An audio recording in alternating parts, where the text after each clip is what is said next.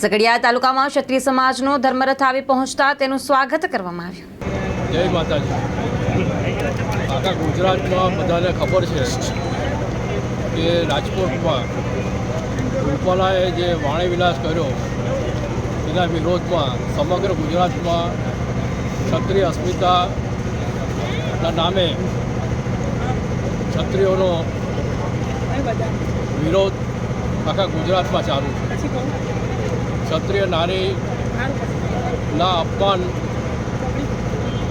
જે શબ્દો રૂપાલાએ બોલ્યા છે તેના વિરોધમાં આ એક આંદોલન સમગ્ર ગુજરાતમાં ચાલે છે.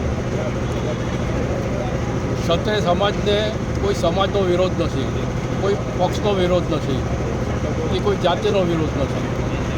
માત્ર ક્ષત્રિય અસ્મિતા જે ભારતની નારી માટે જે શબ્દો ઉચ્ચાર્યા તેના વિરોધમાં આ આંદોલન છે.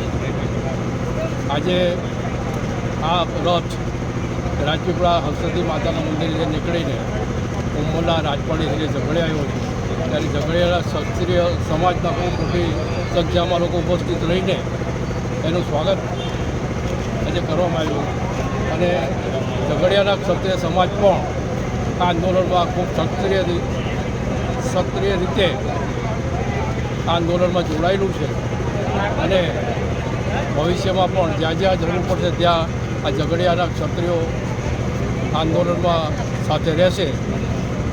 જય માતા.